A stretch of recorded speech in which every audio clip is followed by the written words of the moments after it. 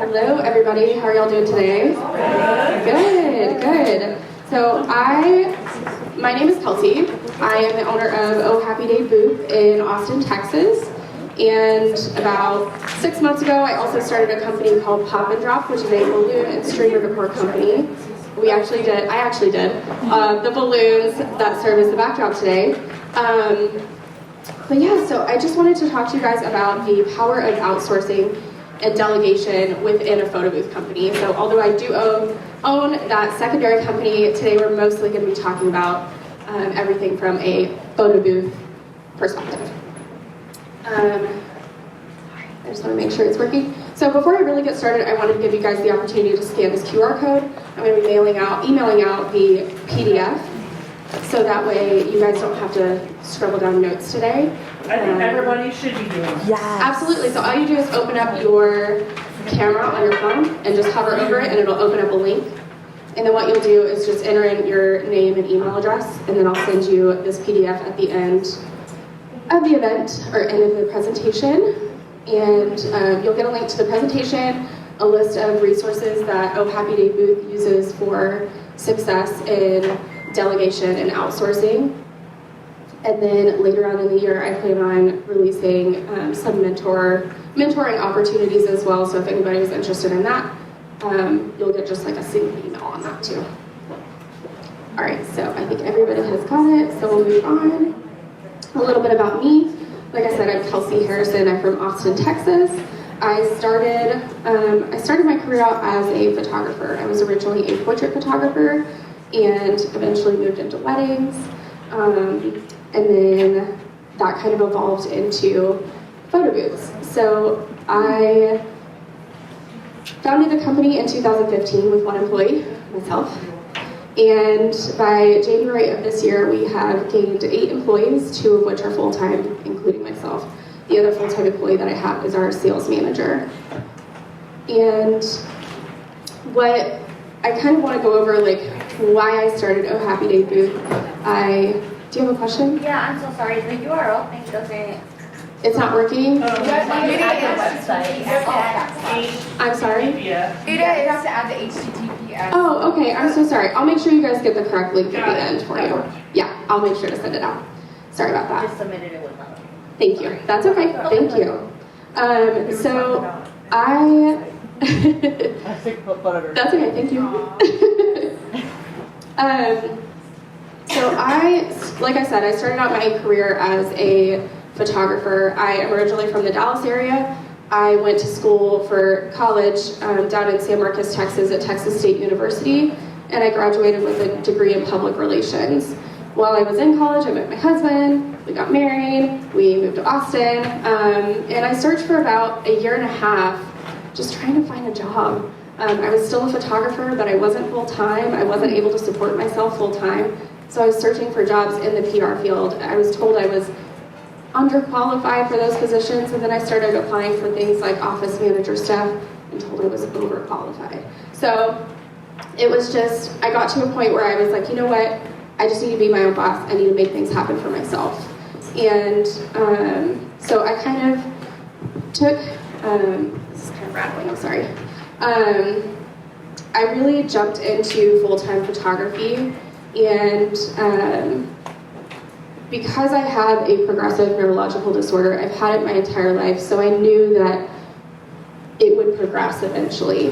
And I knew that while I was young and while I had the time and the energy, I should be focusing on creating opportunities for myself where I could have a career where I could outsource the parts of my business that were physically difficult for me.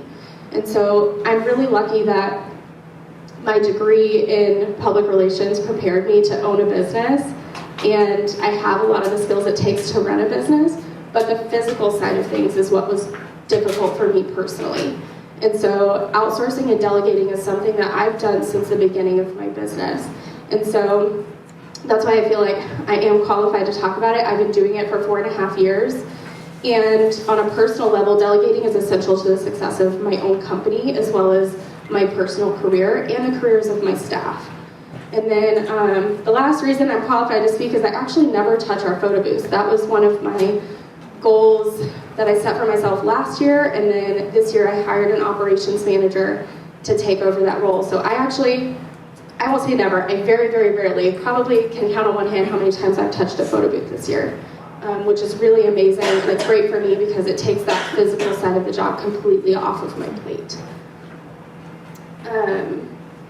So let's see. I want to make sure I was going over everything. I do want to back up and just go over the 3 goals I had for my business when I started. I wanted to provide a steady income for myself, provide myself with a very lucrative job, and then I also wanted to hire women and pay them well. And so we are a 100% female-owned and operated company. That's a passion of mine. Not to say that I wouldn't hire a man if the right guy came along, but so far, every time I've hired staff, there has been a woman that was completely qualified for the job, and so that's who I hired. And then my third goal that I had with the company when I started the business was that I wanted to change the way that people perceive professionals with disabilities. So in the beginning, like everyone, I thought I could do it all. A lot of these things I do love doing. A lot of these things my college education prepared me for, as I said. However, just because I can do them doesn't mean that I should. And so here in a few minutes, we'll do an exercise that I think will really help everyone determine the items that they can delegate within their own company, which in turn will take a huge weight off of your shoulders and free up a lot of time. The importance of delegation and outsourcing. So for some reason, my notes are not on here. So delegation and outsourcing will allow you to save time. It's going to make you more efficient, not only as a professional, but also your entire company is going to be extremely efficient. And it'll allow you to focus on parts of the work that you genuinely enjoy. You'll be able to get your life back. You'll be able to do the things that you love doing. And you'll be able to expand your business and, of course, make more money. So who doesn't want to make more money? Everyone does. So as far as delegation goes, I kind of wanted to spend some time specifying the differences between delegation, outsourcing, and then automation as well. I know that someone else is going to be speaking on automation later on, and so I won't talk too much about it, but there is a slight difference between the 3, and I think it's important to understand those as you're going through your list of tasks and starting to do this and implement this into your business. So as far as delegation goes, delegation, an example of delegation is finding help within your company. So for my company specifically, the things that I delegate are event execution, sales. I have a full-time sales manager who handles all of our incoming inquiries, sends proposals, sends invoices, sends contracts, everything. I don't actually talk to the client until after they're booked, which is amazing. I love it. So she deals with a lot of the ongoing questions. I know that you guys are used to answering the same questions over and over and over again. I don't do that anymore. She does it, which is wonderful. I currently outsource social media for my balloon company specifically. And so I haven't outsourced the photo booth side of the company, but that's my plan for 2020. That's one of my goals, is to outsource that as well. And then I completely outsource operations. So we operate out of a storage facility that's pretty near my house. Obviously, as far as admin stuff goes, I work from home. Don't work inside of a storage facility. But we have all of our equipment in a storage unit, and so our booth attendants are responsible for showing up on time, getting what they need, going to the event, setting up, doing the event, tearing down, bringing it back. I love that. We have to be extremely intentional about making sure that we meet up with our booth attendants for like team builders and stuff, because if I wasn't intentional about that, I could go like months without seeing them. And it's because we really prioritize training them well and making sure that they are prepared for anything that could potentially come up.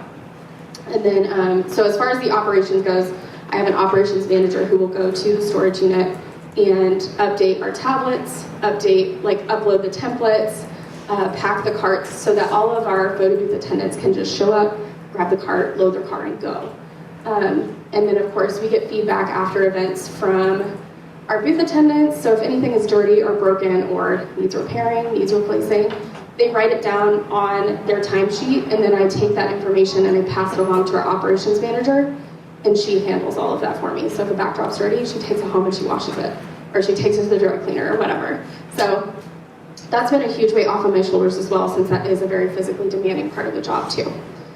And then I also outsource training, I delegate training. So the first event, the first training session that we do, I personally do take care of, because I want to make sure that our new hires have no excuse to say, you didn't tell me that, or I didn't know this. So I make sure to do that first initial training session with our new hires, and then after that they do 3 events with our senior most photo booth attendant, who is she's taken over like a supervisory role. So she oversees the training, and I no longer have to go to the events to oversee it, which is really, really great. So a couple of tips to successfully delegate within your business: have a living document. I use Google Docs. I don't know if y'all do. I'm obsessed. So I have a list of Google Docs in a folder that I share with all of our photo booth attendants, all of our staff. And a few of those files are, I have a master and disaster plan, which is amazing. It's kind of like I call it like a will for your business, sort of. So if something happened to me, and say I don't know, I was hospitalized or something, I want my team to be able to carry on and do those events without me. And I need to have, systems in place so that they can successfully do that without actually having to have me there or get my feedback or anything like that. So, and that's one of the things that I'll actually send you guys. I'm sorry that the QR code wasn't working, but I'll make sure that you guys get that. It's a good example of being able to just like literally write everything out. So that way, if you are out of the country or whatever, I know that I primarily use this for when I plan on being out of town and can't be reached, so like this week. And I just list out everything that needs to be done in case of a last minute event or in the case of an emergency. It can also be used for more serious unforeseen circumstances. Like I mentioned, if I was in the hospital, I'd have 2 different versions of that master and disaster plan. So with that, you want to make sure that you're giving passwords to somebody that you can trust. So important passwords to your software, to whatever you need to operate events if you can't personally be there. So the next example is an employee handbook. I'll be honest, I did not have one of these until last year. Big mistake. I love having this handbook. It is amazing. It lists out everything that I require of our staff. And this document sets the expectation in writing that I not only have for staff, but that staff should have for me. There's an equal amount of accountability that I keep in this employee handbook so that I'm held to certain standards as well. And then, this resource alone gives you the ability to correct staff when they do come back to you and maybe they made a mistake and they said, oh, I didn't know this, or you didn't tell me. You can say, it was in the document. Like, I require you to read this. It's part of your job. It's part of onboarding. You have to read this. So having things in writing is super important, and I think that has really prevented a lot of hurdles that I used to have in the past when hiring new staff. And then the last thing that I do is I create a booth events manual. So what I actually did is I contacted one of my booth attendants who I really trusted, and I said, you know what, I want to make this booth manual. I want a step-by-step instruction of how you set up the booth, how you do an event from start to finish. That includes the address of the storage unit, the code to the storage unit, like the storage facility, how you pack a cart, where to check your notes, all this kind of stuff. So that way it's easier for new staff to literally have it in writing. And I do understand that certain staff have different learning preferences. So some people prefer to have it all written out, and that has really helped us as well as far as onboarding goes. And with that, just make sure they read it and have them confirm with you that they read it. So as far as outsourcing goes, that is, outsourcing is finding help outside of your business. So for me personally, the things that I outsource is accounting. Y'all, I cannot stress how much I hate accounting. Hate it. You can't pay me enough to do it. So I pay someone else to do it. It's really great because they're able to calculate my taxes for me that I need to pay. They file a lot of stuff for me. And they're also able to help me keep a budget and kind of manage my expenses as well. So I can actually look back and say like, oh crap, I spent a lot of money last month. Like I should not have done that. So I can actually kind of reverse that the following month. And then something else that I do is I hire someone. I actually hired Gusto. I don't know why I said hire someone like Gusto. I highly recommend Gusto if you do payroll. Gusto is amazing. Their customer support is impeccable. I have had the best experience with Gusto for payroll.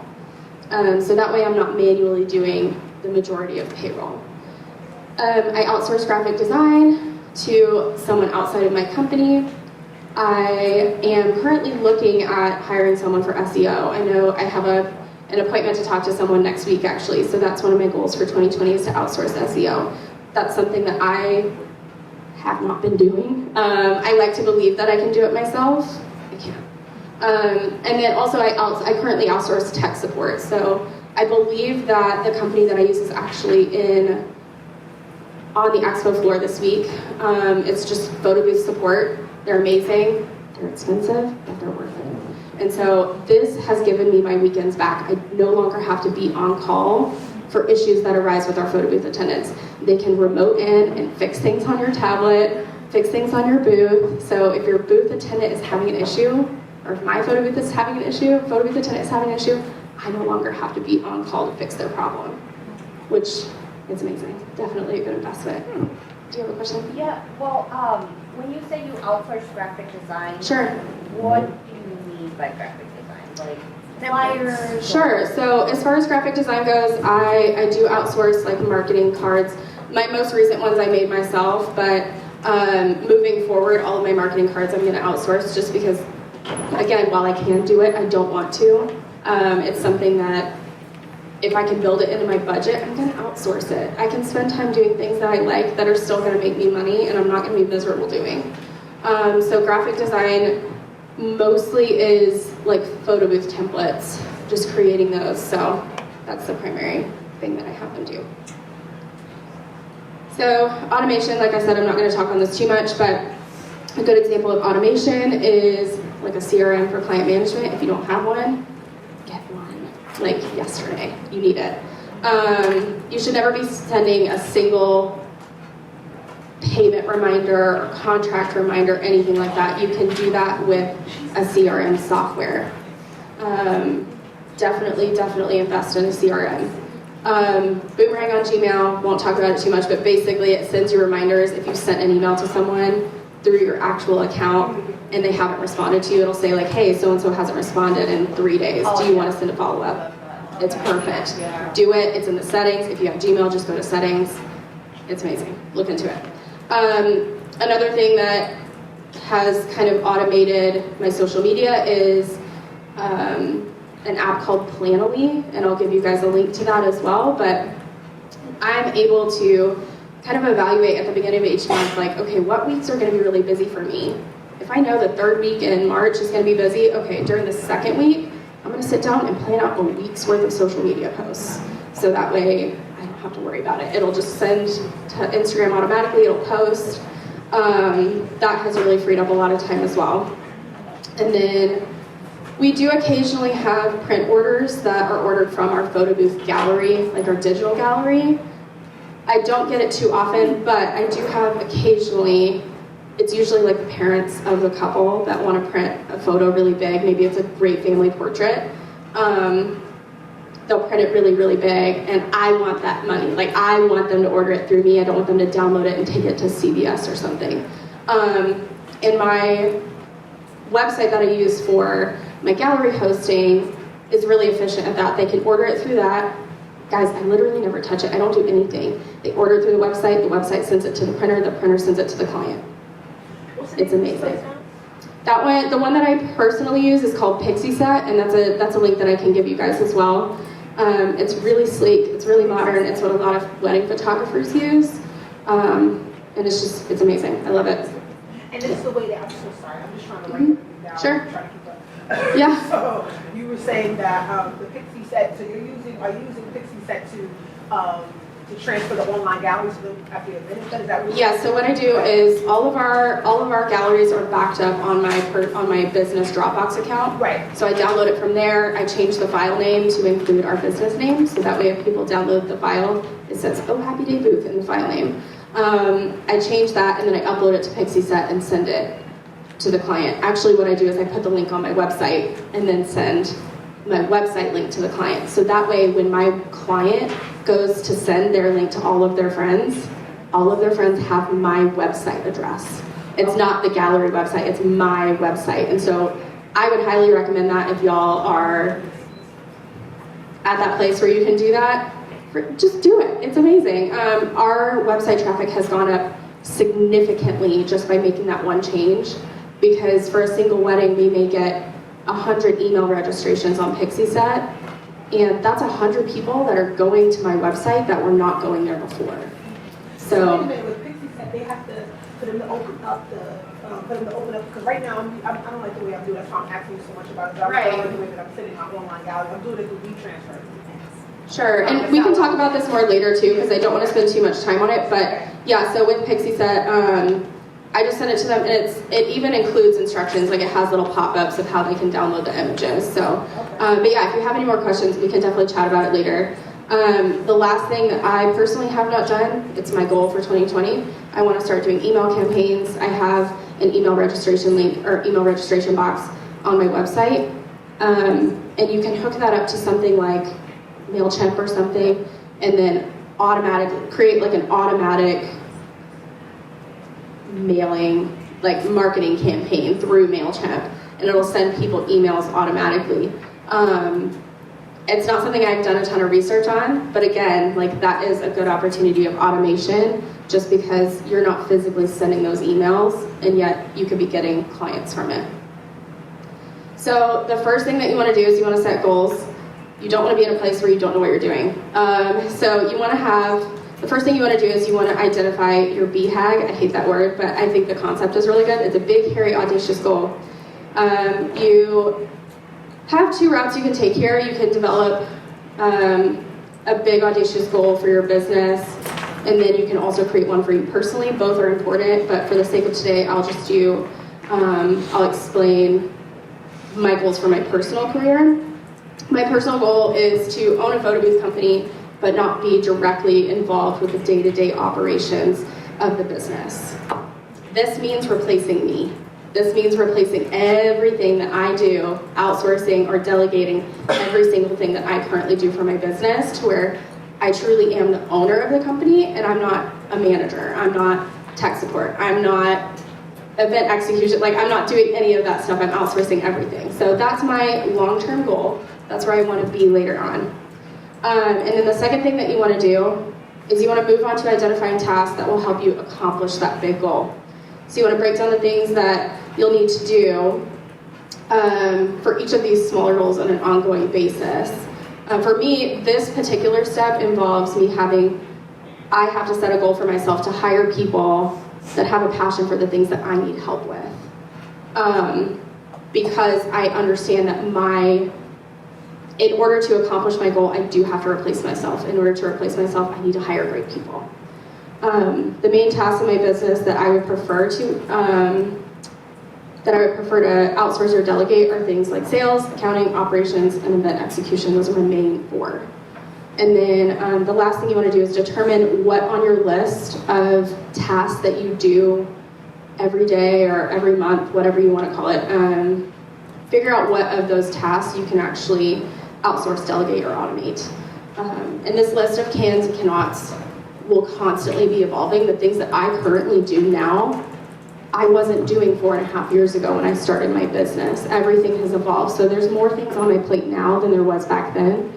And it just happens to be that I'm outsourcing and delegating a lot of those tasks. And also, don't be afraid to put timelines on these. So I know for me, that has really helped me be more proactive about achieving these goals, because I'm setting a deadline for myself. So the next question is, how do I start? And so I wanted to give you guys the opportunity. This is an activity that Brian Miller from LA Photo Party did a couple years ago at a different conference, and I just thought it was golden. So I wanted to walk you guys through it. So you're going to take that big sheet of paper that you have, You're going to draw a line down the middle for me. Long way or short way? Doesn't matter. Doesn't matter. Whichever. Get crazy. Yeah. Diagonal. I don't care. So what you want to do is on the left side of the page, you're going to write the word love, and on the right side, you're going to write the word dislike. I hate the word hate, so we'll put dislike. Want to pull up that list of all the? I mean, I can. Do you want me to? Yes. Sure. Yeah. So you don't have to write down everything. So basically, you're just writing those 2 words. Then what you're going to do is you're going to take those little sheets of paper that I gave you, and you're going to write down all the tasks that you do. So I'll give you guys about 45 seconds. Just write what you can, and then we'll just move from there. And this is something that you can do later as well, and expand your list of tasks. I know that you're not going to be able to write down every single little thing. We're writing on these? Yes, write on those, yeah. So just write down every single little thing that you can think of that you do for your business.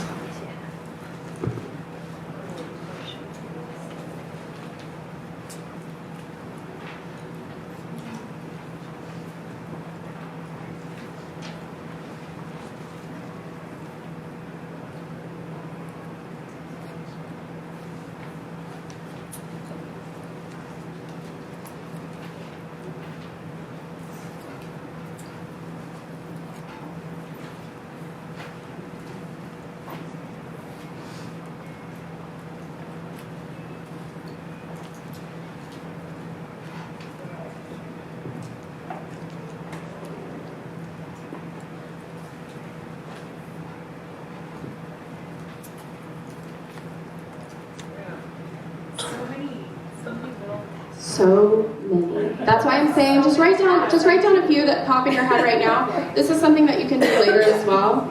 Does everybody feel like they have a good handful, or do you want a little bit more time? Okay, I'll give you like 30 more seconds.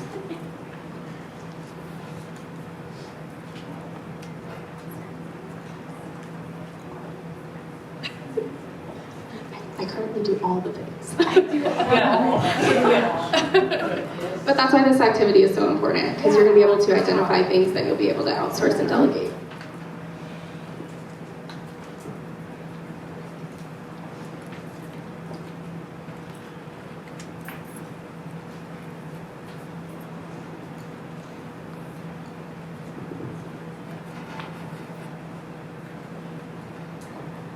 All right, so at this point, you're going to take all those little sheets of paper that you have, and you're going to assign them a column.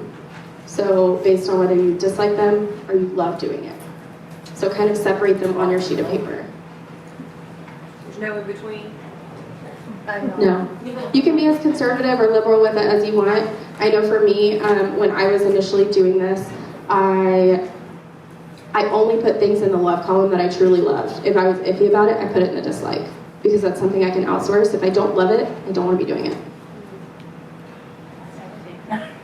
You're like moving everything to the left.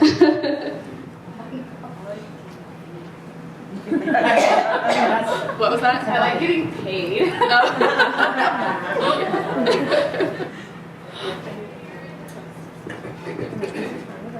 Awesome. So at this point, now that you have a good idea of what you love doing, the tasks that you love doing, and what you dislike doing, what I'm going to have you do is take everything off of the love column. We're going to say that all of those things, we're going to pretend like you're going to do them because you love doing them, right? So what I'm going to have you do with all of the remaining ones, you're going to stick them in a pile, flip your sheet over, and make another line down the middle of the page.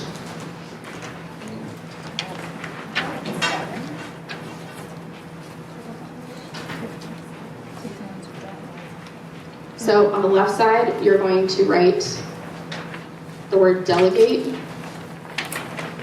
And on the right side, you're just going to write your name.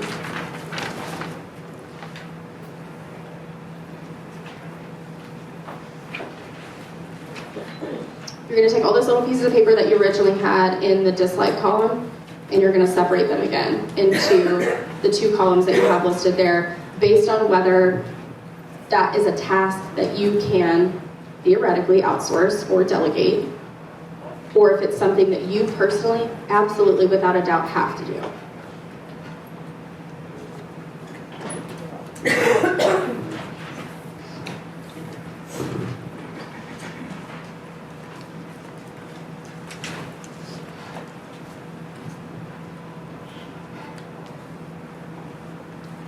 Good? Okay, so you're gonna take everything in that column that says delegate. Those are the things that you can start proactively looking for ways to delegate or outsource. Those are the things that, one, you don't like doing, and two, you can potentially outsource or delegate. So what I personally like to do is I take that list and I start thinking actively of ways that I can take ththose things off my plate. So that way I can do the things that I love in my business and that I can move forward with my business and progress. Does that make sense? Yeah. Do you have any questions about this? I was a little worried that it wouldn't make sense, so. Yeah, so at this point, you have all the tools that you need to move forward and find people to delegate and outsource these things to. So the only thing that you need to do is put it into action. Take this stuff home, actually do it. It's not gonna happen if you don't actually take the steps forward to make it happen. So if you learn nothing else, never half-ass two things, full-ass one thing. So, do y'all have any questions for me? Sure. I do. Okay, Yeah. So I feel like my business is in this like sort of growing season where it's going from a little bit too much for me to handle. So I'm looking for things that I can outsource or delegate. Sure. But I sometimes will have a month or two where I literally have 1 or 2 events.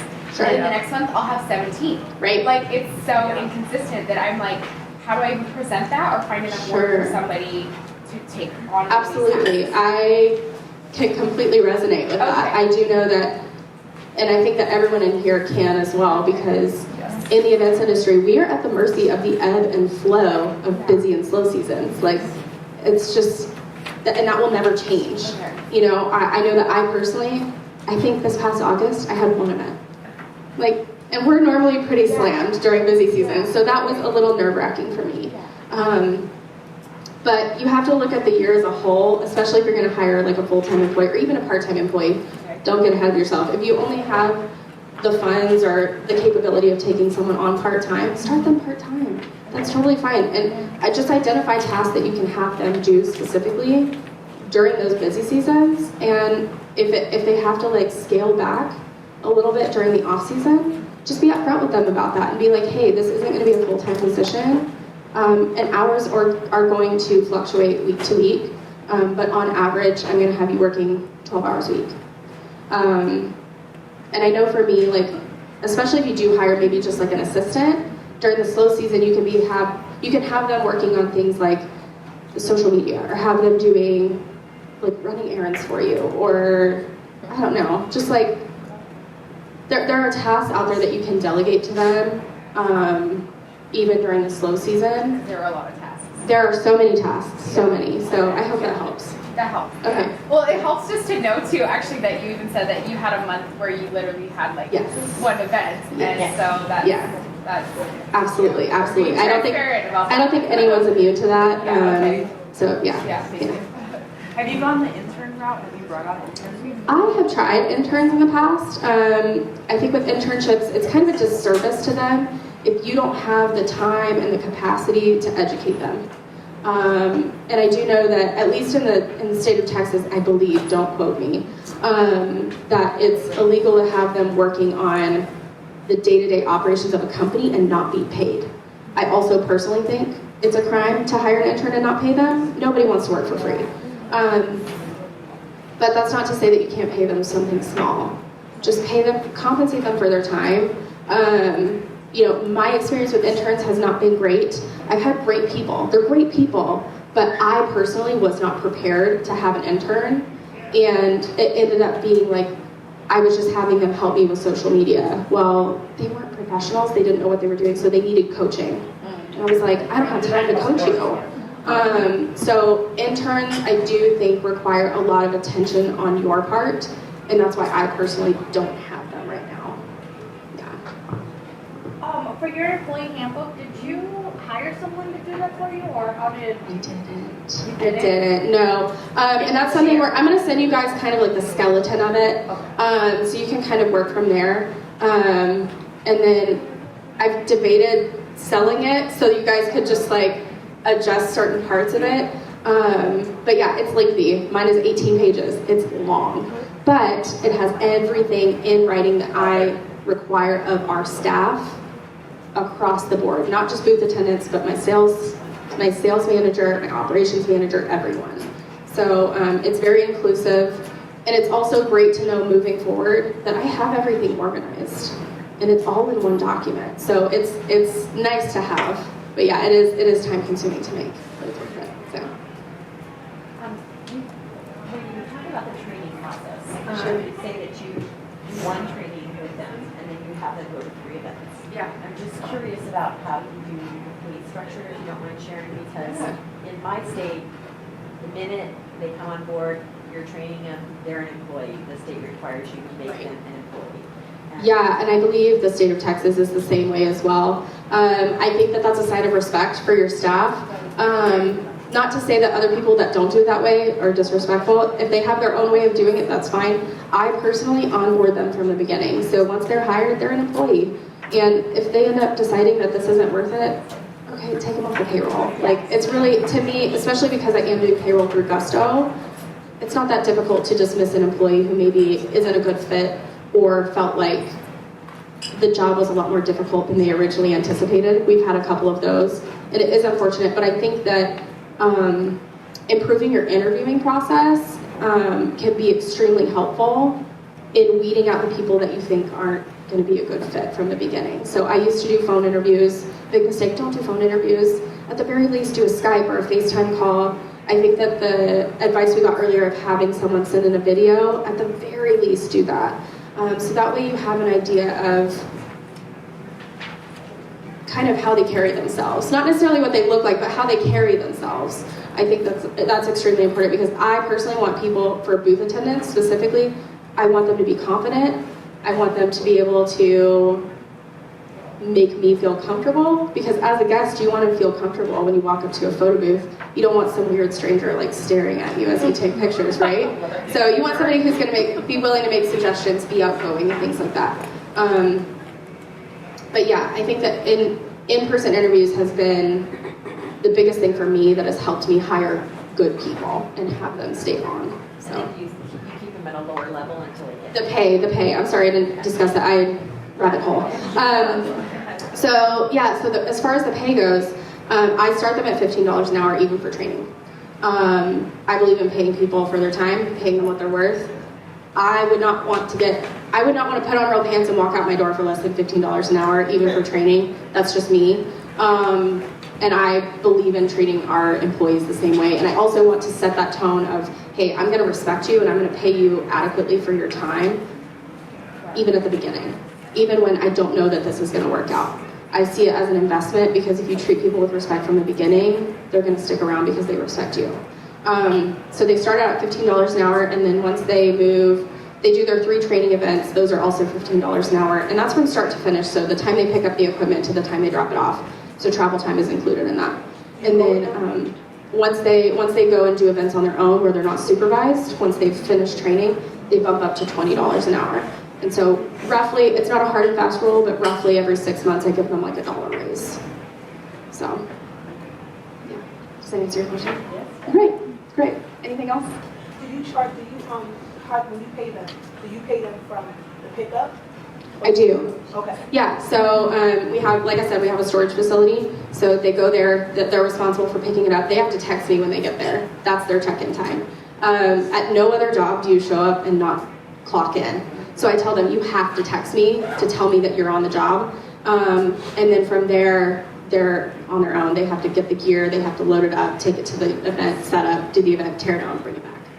So, and during that entire time, they're paid the full $20 an hour when they're working on a portrait booth. So even if it's idle time, they get paid $20 an hour. And the reason for that is that they're on the job and they can't leave and go do something else. They're still on the clock for me, and I want to pay them for their time, even though they're not actively working, I guess you could say. But I also charge my clients for idle time, and that covers the cost of having them there for longer. So you're saying 15 on the startup for the training, and 20 is what you're charging, is what you're paying them for that. That's what I pay. That doesn't mean, yeah, I'm just saying, like, you might be in a different area where $20 may be too much or it may be too little. I know for me, $20 is a good rate for our current staff. And like I said, every 6-ish months or so, I give them a pay bump based on their performance. So, yeah. Have you tried sending out, do you send out one attendant or two depending on the job and advantages, disadvantages that have you tried either way? I don't believe I've ever sent 2 photo booth attendants to a single event unless it was paid for. If the client did not pay for a second attendant, and I feel like a second attendant is required, I usually end up going myself because I didn't charge the client for it. Right.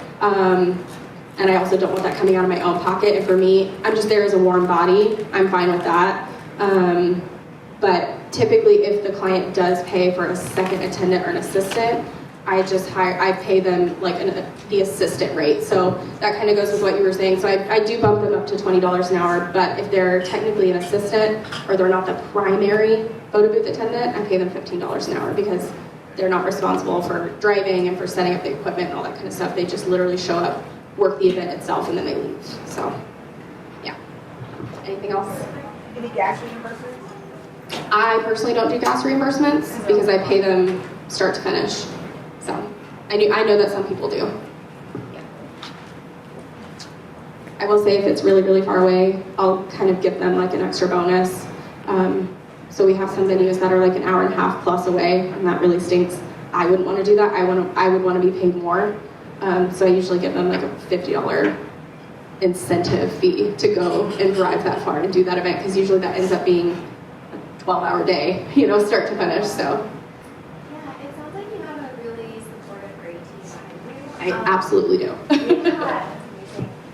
amazing. What is your best strategy to like find those amazing people? I know you mentioned interns or something. Right, so I definitely resonate with a lot of things that I forgot who was speaking on it. I'm so sorry. They were talking about finding the right people. Yes, finding the right people. So I personally have found a lot of success with hiring from within, like you said. So taking your current attendants that you really trust, that you really like, and being like, hey, we're hiring. Here's the job listing. Have them apply. Let them know that you referred them. So that way I can actually put a note on their chart, I guess you could say, that, hey, Desiree referred them. So, and if Desiree likes them, I'm probably going to like them. So it kind of bumps them up further in the process. I'll be honest, a lot of my 3 newest hires I hired from Indeed. I posted a job listing. Actually, that's not true. I hired 2 of them from Indeed, and while I was doing interviews for one of the 2, one of my current employees was eavesdropping at the table next to us. And when we were done, she leaned over and she was like, hey, did I hear you have a photo booth company and you're hiring? And I was like, yeah. And she was like, where can I apply for that? And I was like, here's the link. And sure enough, like that made such an impact on me that she was willing to step out of her comfort zone and introduce herself. I was like, she's good with strangers. I'm gonna hire her. So yeah. And then what was your other question? Oh, I was curious if you use the paid or unpaid on Indeed. There's like I don't pay for it. Yeah, I personally don't pay for it. I get so much traction from the free listing that I don't really need to pay for it. I usually do have to create a new job listing every time. So if I did a job listing, and I know I'm like getting close to my time here. I did a job listing back in like August. Well, it's so old at that point that my only option was to create another lead or create another job listing or pay for it. So I just copied and pasted and made a new one. quick question. What is the title of the position, or how do you advertise it? For our event staff, Yeah. I title it as booth attendant, like photo booth attendant. I make sure that our job listing is extremely clear and specific as to what they'll be doing. We get a lot of duds that apply for our jobs just because they see $20 an hour and they're like, it's a photo booth, I could do that, that's easy. No, if they're not qualified, I don't take them seriously, or if I can tell that they don't have a good track record with keeping a job, it's difficult for me to say yes to those people.